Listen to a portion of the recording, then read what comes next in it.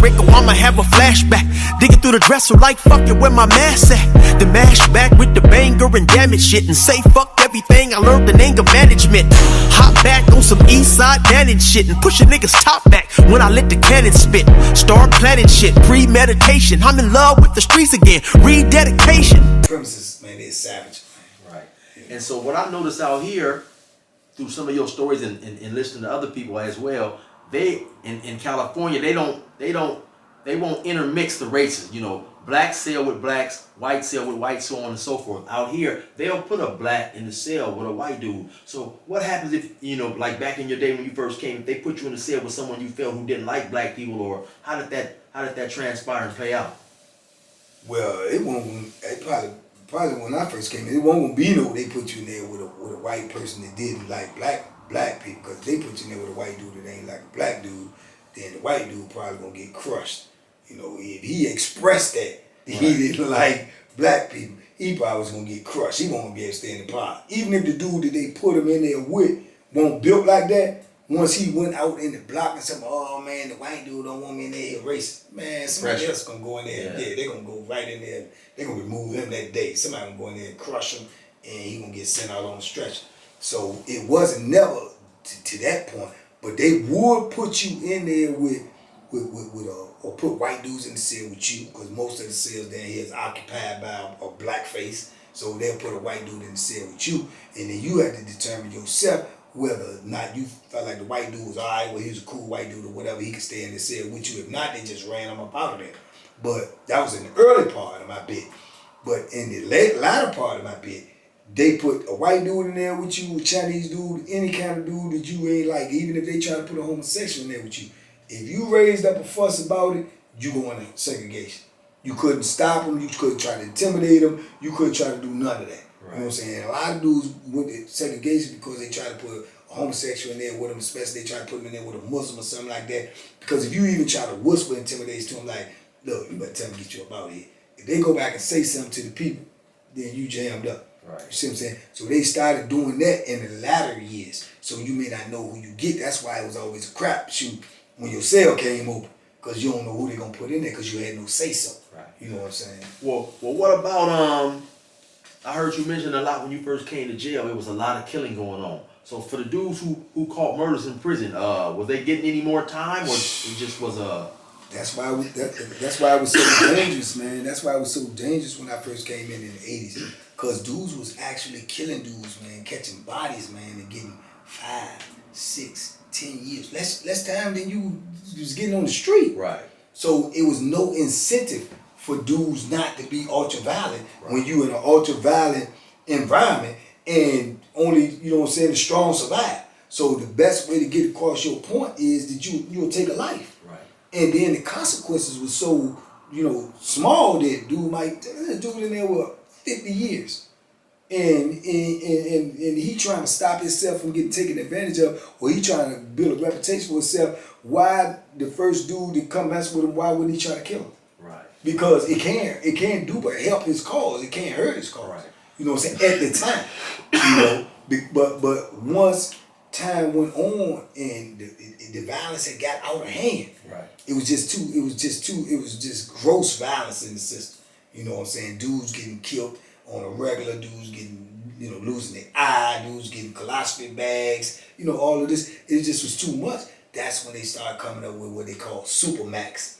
But more or less, dudes had moved from doing it also to inmates to doing it to the police too. Right. You see what I'm saying? So now they more worried. No, we gotta come up with something for this. But now dudes have already got in that mode. They in that killer mode. They in, okay, when you come in the system, this is how you gotta live. So the system is out of control. You see what I'm saying? So let me not to cut you off. So what about when I lost my train of thought. Okay, yeah. So when you first came to prison, does everybody have to go to the parole board? Because in California, only those who had life had to go. So how did it work? When I first came in,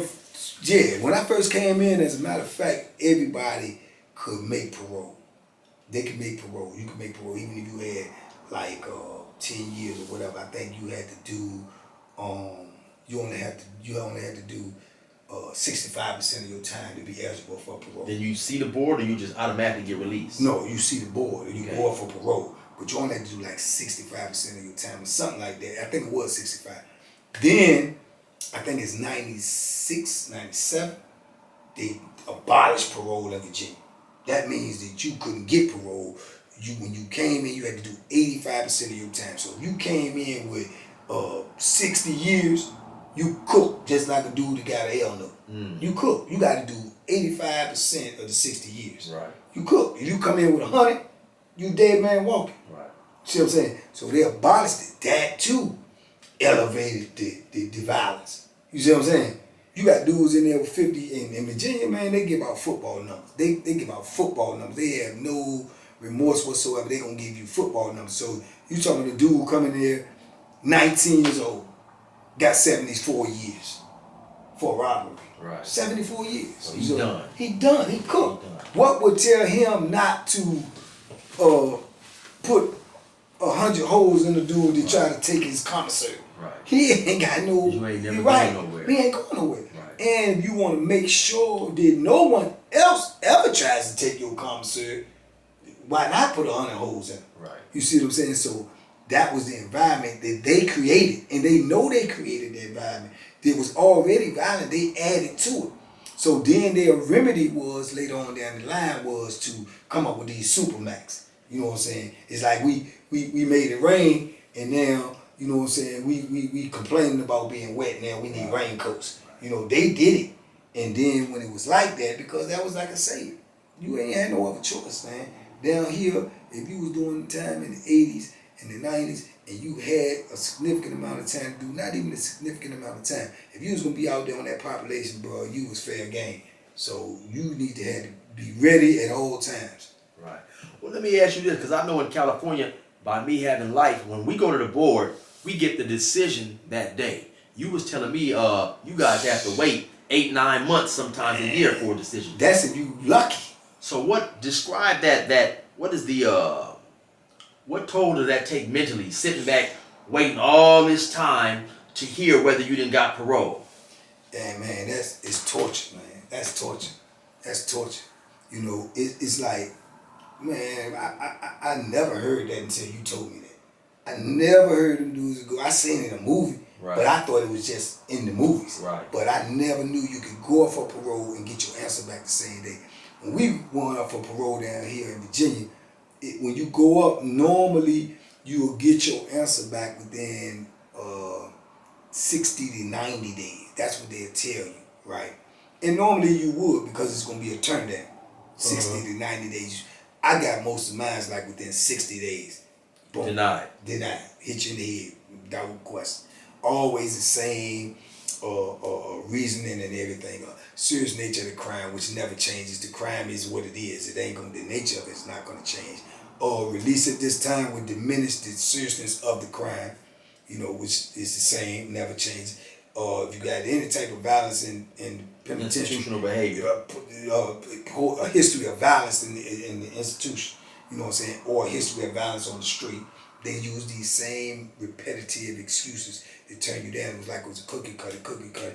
And when I went back and started reviewing my turn downs, I acknowledged that it was all within the same amount of time. So I knew it was automatic. It was automatic. You know? They had already had their mind locked in on set number that they're gonna make you do anyway. Because when you got life, they don't have to give you parole. Right. In Virginia, so I don't have to give it to you. So they can just keep turning. They might say you go up in this amount of time, but we already got it locked up in our mind. No matter what you do, we're not gonna give it to you. We're not even gonna consider you till after you did about 25 years. Right. You know, that's what I think. That's what it felt like. That's what the evidence points to. So yeah, I like I said, I got turned down 15 times. Right. All for the same reason. Now, a lot of people always ask me, how was I able to do all that time? I've done 24 years, and my response is really, you got two choices: do the time or die. So that's it. What the mental fortitude can you describe, man? Because a lot of people don't know, it's extremely hard to do that time and come back with basically just to be sane, you know. So describe the mental fortitude sometimes it takes. Like I said, I done 24. He done 32, 33. So that's after you done 10, 15 years, 5, 6 more years. That it seemed like a long time, man. So how was you able to deal with all that time?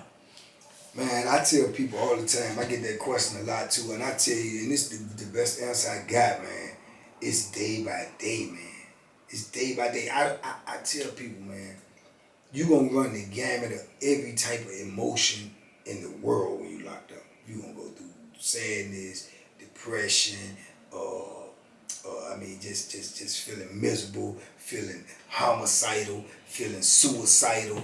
It's just you going through all of those different type of emotions because you in such a depression state and you in a confinement of, I used to call prison, it's like a hate factory, man.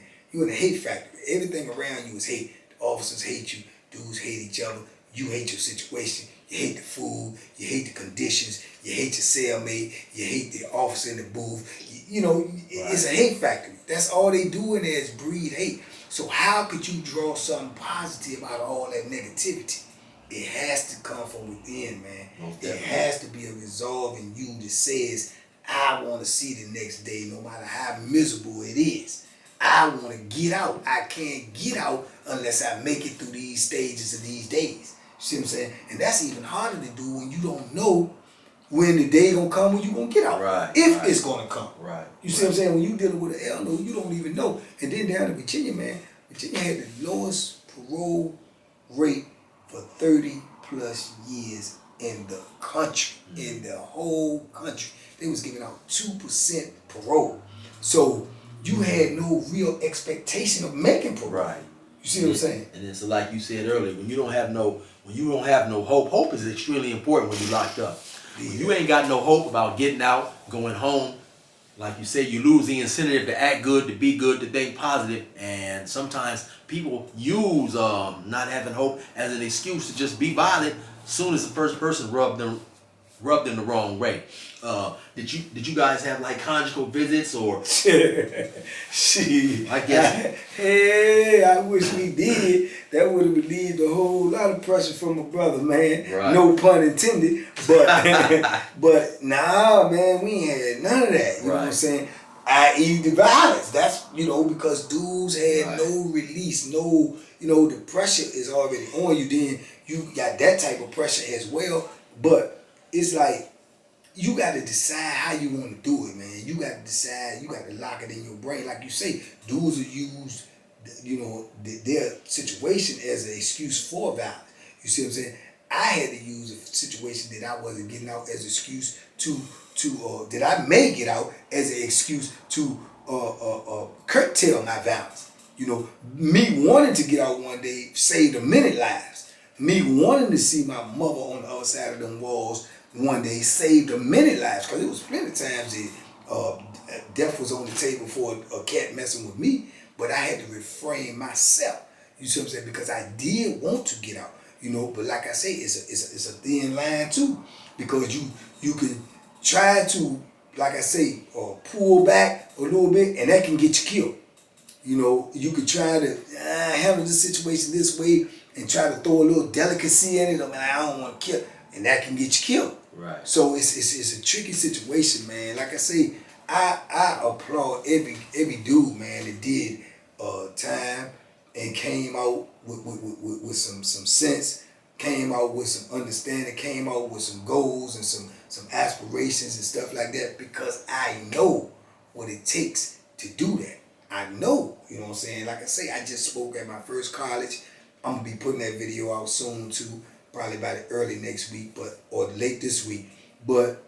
And I told them dudes, and with the question that was asked to me, and I said with all sincerity, no pun intended, no anything, and without hesitation, if they ask me today, 33 years right now, we give you anything you want at the end of the 33 years, but go back in right now and do 33 more years. You can have all the money in the world when you finish.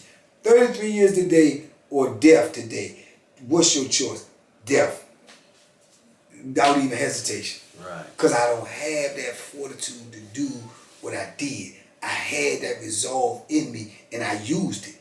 I had to use it, and I used it. I didn't know I had it in me, but I used it. I didn't know what I had to go through, but I used it. Now that I know what I got to go through, I couldn't, man. I couldn't survive that. That savagery and do all that again and nah, man. Right. You know, I mean, the times I had to, you know what I'm saying? You know, God had to be on my side to survive some of the situations I went in. Who's to say what the odds will be again? I couldn't, man. There's no way, man. It ain't nothing that I recommend for no brother. If you out here, you got your freedom. You don't know how blessed you are. I don't care if you ain't got no good job right now. I don't care if you ain't got no good place to stay right now. I don't care if you beefing, you ain't got no woman right. I don't care. You in a better state because you can change your circumstances tomorrow, next week, next month. That is not the case in prison. Well, let me ask you this. You say when you first came to jail or prison, it was basically solo bolo. So what was it like once the gang started sprinkling in, the Crips and the Bloods? What was that like? It was weird to me. It was weird to me because, like I say, Virginia is not a gang state. But I guess gangs have got so big around the world, they just started sprinkling all out into new cities and stuff like that. So as it was doing that on the outside, we on the inside.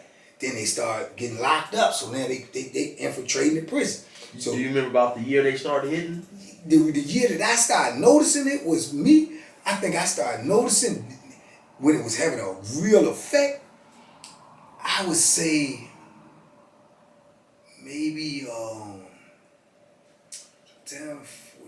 I would say maybe like 2004, 5. Right.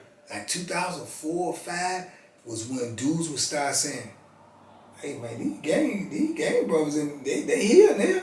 You know, they here. You know." And then you see it was like mostly Bloods.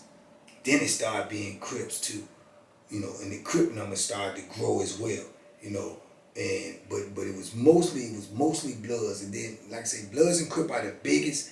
Then you had the other little sprinkles. Right. You know, you had GDs and you had like I said, the MS-13s, and you know, like I say, that I don't like to consider the Muslims a gang, but they want to be played with down here. Right. They want to be played with. They can call whatever shots gangs can call, they can call. You know, they would always try to be diplomatic. They would always try to resolve things this way. But when it came down to where they had to turn that corner, there was no nonsense. You know what I'm saying? Well, in your opinion, how do you think like the gangs coming into prisons, how did if any they change the dynamics of the prison? I think they changed it a whole lot, man, because now you got they got to be dealt with. It ain't no way around it. Because before it was over with, you might have 3 or 4 of them in a block. And like I say, it's like 80 people in a block down here, 80 to 84. Right. So you might have 3 or 4 of them in a block.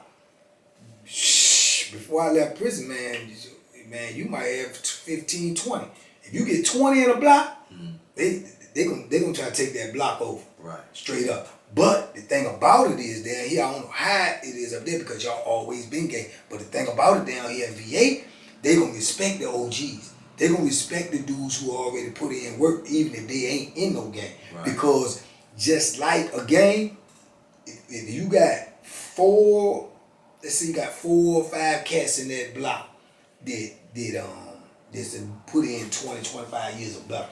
And these head busters, these dudes, they done set them up. Yeah. They known. So them dudes gonna respect them because if you go mess with this OG, they gonna come too. So right. It's like they a gang. Right. And then when you leave out that block, whatever happens in that block, and say you prevail, if you leave out that block and you go out on that yard, and all them old timers, old heads that them did time say, "Oh, he done did such a cheer." They jumped on cheer and then, "Oh, you got action." Yeah. Yeah, and them dudes ain't gonna be, you know, they playing forever. They playing for keeps, you know, and they know that. So the dudes, the gangs respect the OGs, and you know, like they take over phones. Probably like they was taking over everything. They got the phone. They you know, this a blood phone, this a Crip phone, this a blood shout, this a Crip shout, you know, and so on. So and they charging dudes to get, especially the white guys. You got to pay to use the phone. Mm-hmm. You got to pay to use the shower. You know, you got to pay to use to get in line with the microwave.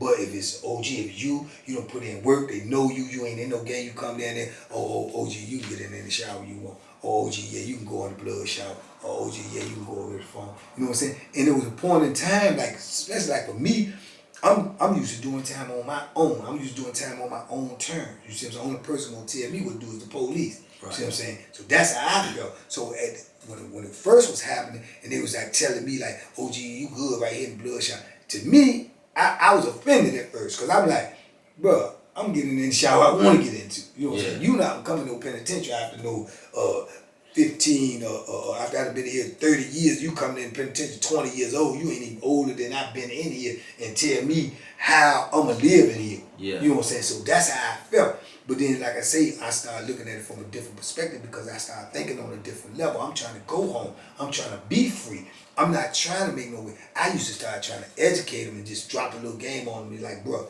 I heard you, man. Appreciate you, respect that. You know what I'm saying? Woo, woo, woo.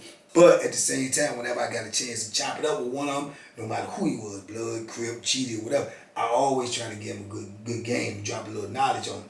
But at the same time, I respected what they was doing, because I knew I didn't have the time nor the energy to be able to change their whole concept of the way they think. This is their rules and regulations. This is what they're going to do. This is going to be something they're going to have to wage war with the administration eventually to subside with that, or with other people. But it won't my fight. Right. You see what I'm saying? It won't my fight. Right. I'm trying to leave out the penitentiary. This was coming into the penitentiary. So it was a blessing for me to get out of the way of that, because you can rest assured they taking over in there. Right. Yeah.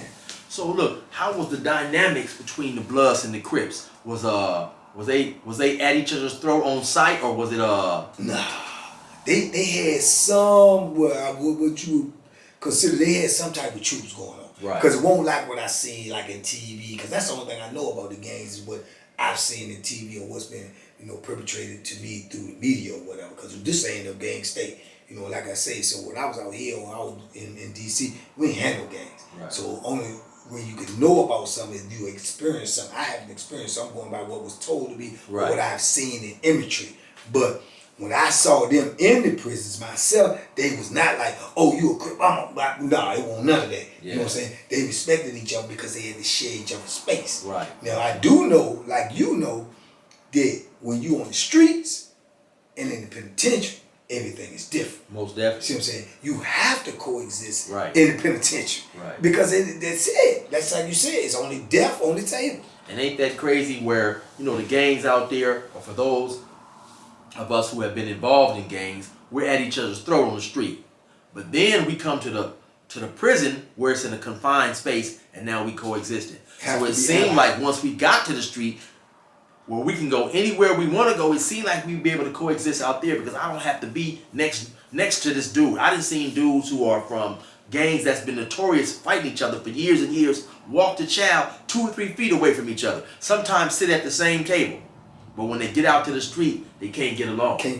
Yeah. Ain't that crazy? And that's crazy. That's amazing though, but see, that shows you the brainwashing. See what I'm saying? That's the brainwashing. That's the societal brainwashing.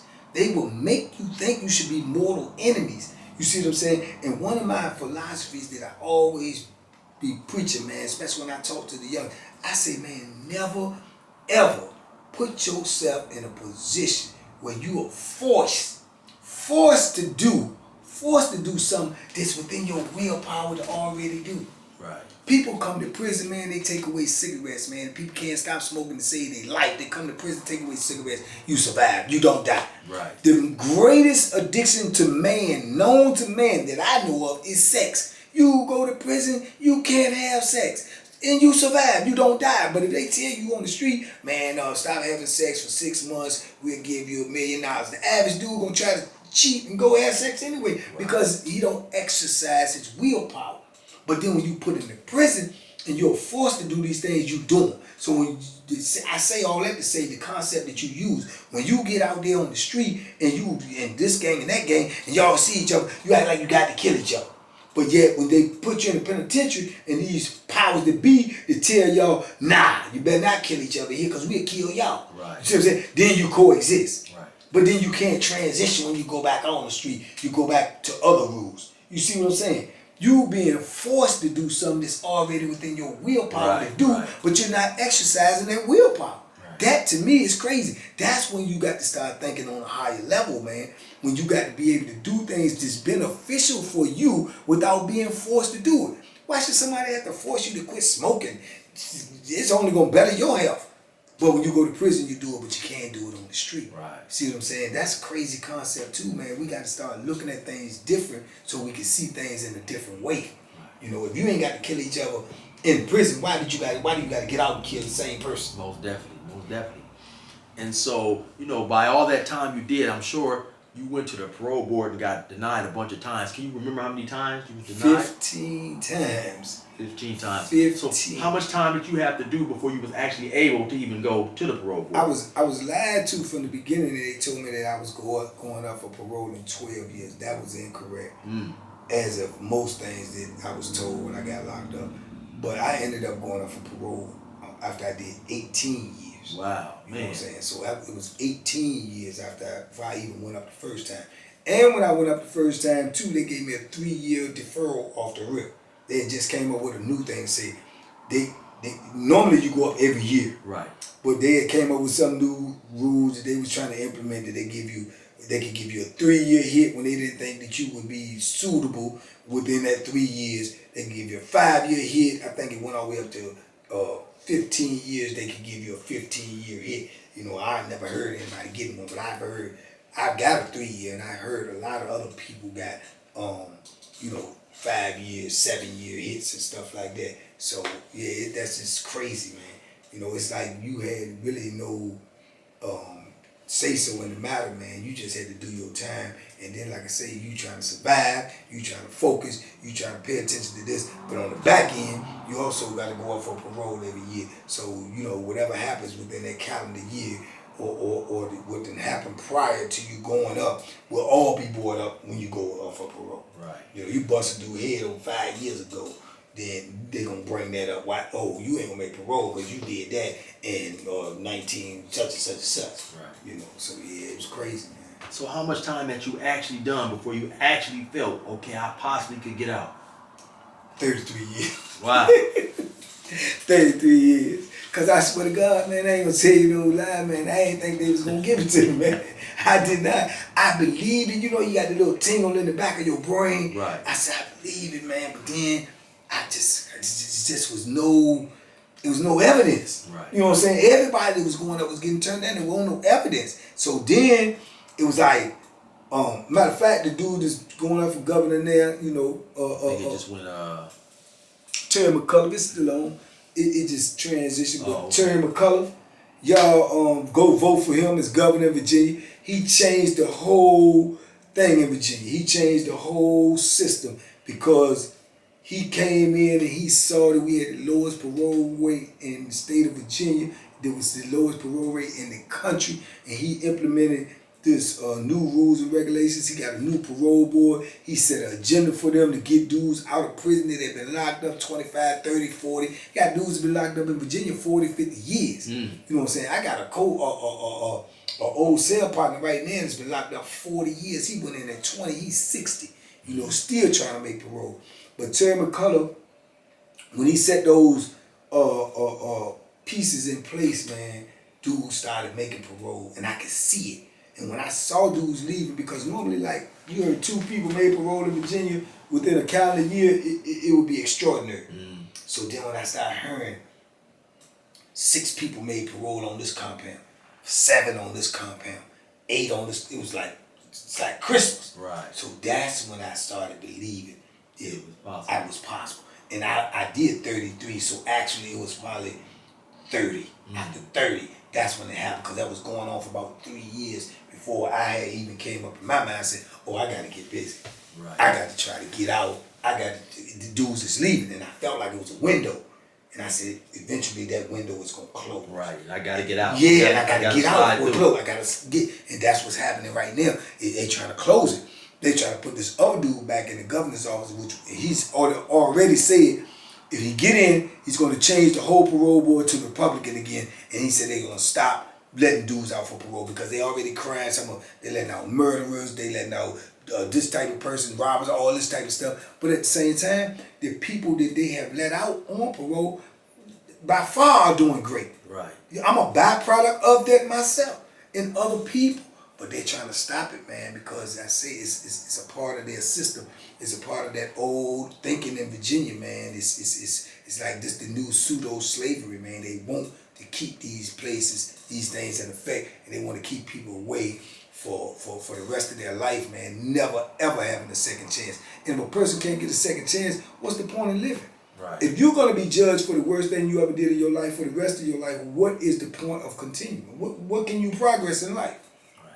Well, explain to us, man, okay, so after you went to the parole board, and what was it like on the day they called you or you got that slip telling you that you had finally gained your freedom? How did they call you? Did they put the slip under your door? How did that go? Nah. See, I had some different circumstances because, like I say, I was trying to create a program. Well, I had created a program in prison. It was a same thing of what I'm doing now. It was like a mentoring program to younger dudes doing time from older dudes who had already did time, who didn't get the proper game when they came in. When I came in, it was like I heard in one of your songs, you know, the old heads ain't teachers, right? They told me, man, bust his head open, chop him down, stab him up. Right, that's the wrong information. Right. You see what I'm saying? I did that and look what it got me. You know, them dudes went home before me. You see what I'm saying? So my program was called Rehab, and it was an acronym that stood for Reevaluating Habits and Behavior. And I was trying to teach these young dudes when they coming in with 30 years, 40 years, 100 years. And look, man, it's a proper way to do this time. And I'm going to give you this game if you sit there and listen to me. It's going to be no sure way to survive in prison, but this is going to greatly help you, you know, navigate this stuff you got to go through. Right. So that was my program was about. So the major and the warden liked my program, and they was trying to implement my program. You see what I'm saying? Now that shows you how you can get motivated to do something you don't think you could do. I never created a program in my life, but I was motivated by helping someone and motivated by obtaining my liberty. So I got busy being proactive and trying to make that happen. So in doing so, the warden got on my side. So he actually went up to the board for me and never had that done before. He stepped to the parole board and told him he recommended me for parole, this, that, and the third. So a lot of y'all heard this on my channel. I've told these stories. Y'all can go back and check them out. But anyway, he helped me. And when I actually made parole, man, I was in there and I was working. I was helping feeding food because I was a barber in there, and I was also a feeder when we on lockdown. Dudes go around and pass, you know, food out. Right. Like 2 or 3 dudes in the block. I was one of the dudes. So I was actually passing out food, man. And it was like 10 minutes for count time. We was running late, and the dude called me to the booth and told me that the warden wanted me over there to the block. Now, normally when you get a parole answer, you get it from your counselor. But said the warden wanted me. So I had just had beef with the dude the day before. Right. And I'm waiting on paper for like 9 months. But I got beef with this dude because he popping off at the mouth. And he was getting ready to get the business because he just had me off my square. So I'm thinking in my mind now, somebody done wrote a slip and told the warden, you trying to help him make parole, speaking up for him. He over here getting ready, you know, do this, that, and the third. So I'm thinking I'm getting ready to go over there and he getting ready to give me the business. You know, backing you and you doing this, I'm going to call the board and tell him I withdraw my support. That's what I was thinking. Right. So I get over there. So I'm nervous because all of this going on. Man, I get over there. He said, come on in my office. Come on in there. So I go in there. I sit down. He was like, you heard anything for parole yet? And I was like, nah, because that caught me off guard. I was like, nah. And he looked me straight in my eye. He said, I'm sorry to tell you, man, you didn't make it. So, man, my heart like sunk, man. I was like, man, what? All this, you know, he was like, nah. And I looked at him and he literally said, nah, man, I'm just effing with you. You made it. Wow, that was a cold, a cold joke. I went from, and that's exactly what I said. I went from that to feeling this, and my heart was pounding. And I looked straight at him, and this the warden there. And I said, look, man, no disrespect. I said, don't play with me, man. You serious? You know, he said, yeah, man, you made it. Right. You know, he said, come here. He showed it to me on the computer, man. I was like, boom, boom, boom, man. I just couldn't believe it because I heard no, deny. So I finally say you made it. It didn't even seem real. It seemed surreal. You know, he was like, man, I just wanted to be the one to tell you, man, I know you're going to go out there and do good stuff, man. You know, go on back to the building, man. It's almost count time, man. Call your mom. Tell your mom you made it. You know, I was like, all right. And that was the best walk that I ever had in prison, man. I was walking back to that building, man. It felt like I was just gliding, man. and I just couldn't believe it. In my mind was like, is this real? It's crazy feeling. And that's crazy. That just goes to show me that Warden, while he may have thought he had been doing something good, he had no idea what it was like to do any time. He didn't understand, man, this man had done 33 years, and then he had to wait 9 months to get the results back. He had been denied all them times, man. That definitely wasn't something to play with. So let me know that he didn't have any empathy to what it was like during a day in time, because that was one thing that I noticed in the California prison system that created a lot of fights. You may have a non-lifer dude say to a lifer dude, oh, well, that's why you ain't never going home. Oh, yeah. And that was automatically a fight, sometimes even a stabbing, you know. So that just let me know that while he thought he was doing good, he didn't have no idea what it's like, man, to do time and to, you know, to play with a person of something of that magnitude. So, man, you finally came home, you out, you doing great things. How does it feel, man, to be with your family, be able to be free, to do your YouTube? How does that feel? Greatest feeling in the world. It's the greatest feeling in the world, man, to just be able to wake up in the morning and under the conditions that I get to wake up under, you know. And like I say, to be able to see my grandkids on a regular basis, my kids, you know, now on a regular basis, my mother anytime I want to. I talk to my mother multiple times a day, see her multiple times a week.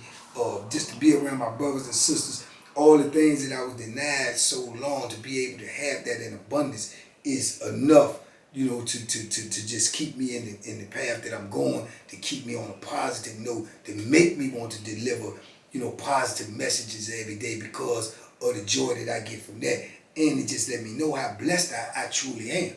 You know what I'm saying? It's a blessing. To come out of what I came out of is a blessing. So like I say, this is why people always ask me all the time, man, why you smiling, man? You did all that time and you be smiling. How can you smile so much? I said, how can I not? Right. How can I not? I know I'm blessed every day. I know it because I know what the other side is like. You know what I'm saying? I know exactly what it's like. I don't have to be told. I know exactly what it's like. So I understand. That's why I say out here, you already blessed. You already ahead of the game. You just have to acknowledge it. Because like I say, it's so many people doing so much worse. And I know dudes that call me every day, man, and they begging to come home. Right. They would die to come home. I told the college students that I know all of y'all out there got dreams, aspirations, and hopes of what you want to be 5 years, 10 years from now or down the line, what you want to be when you start your life and your career off. I said, guess what? Everybody in prison got the same exact dream. They want to be in your shoes. They want to be you. They want to be free and have those dreams and hopes and thoughts. So don't mess around and be them.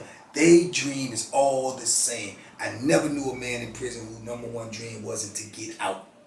You know, so that's just how blessed you are when you out here walking around. So I feel mightily blessed, man, to be out here and to be able to do YouTube and be able to reach people, thousands of people, maybe hundreds of thousands, maybe millions of people, and to let them this message be transcribed, man, and get all across to them. Just like what you doing, man. Every story you tell is a person can hear that story and they can say, that's not what I want to be. That's not where I want to be. That's not a position that I ever want to be in. Right. And you know what I'm saying? So that helps, even if it stopped one person. Right. So that's just a beautiful thing, man. What you doing, what I'm doing, I love it, and I'm gonna continue to do it as long as they allow me to do it. Well, man, it most definitely was a pleasure, first of all, coming out here, man, having you host me, you know, being able to kick it with you, finally being able to meet with you, chop it up, you know what I'm saying? It was real great, man. I hope that in the near future, we're definitely going to do some more collaborations. We're going to do some things, hopefully, y'all, the one and only Banky Pound, man. And you got anything you want to fill these people in with? Yeah, man. We y'all go check me out on Instagram, man. Boxing Bank on Instagram, the official page of Banky Pound.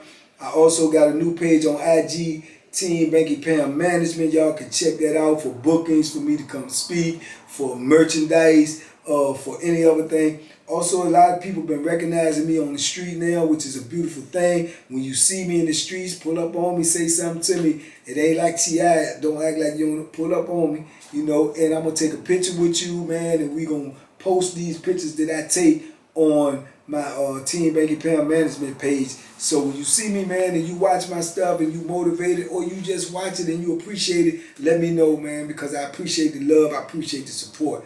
And as always, man, we got the Banky Pound YouTube channel, brand new video coming out, probably 5-6 days a week as we filming this one. Get ready to come out tonight at 6 o'clock. So if you ain't seen it, go see it.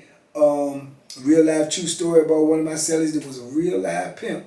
So there's a lot of things going on over here with this Banky Pound YouTube, man. So I appreciate the support. I appreciate y'all support dudes like him. That's the type of dude I rock with. Anybody who's did 20-some years of prison and come out with his mentality, come out with his wisdom, and try to share that with y'all, I respect that. I salute him. We definitely gonna do more collaborations. We locked in for life. Most definitely, most definitely. So y'all go support him.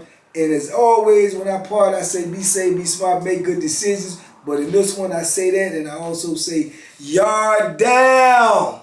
And resume on the program. It's your boy 16 to Life, man. We definitely be back at you. Appreciate you.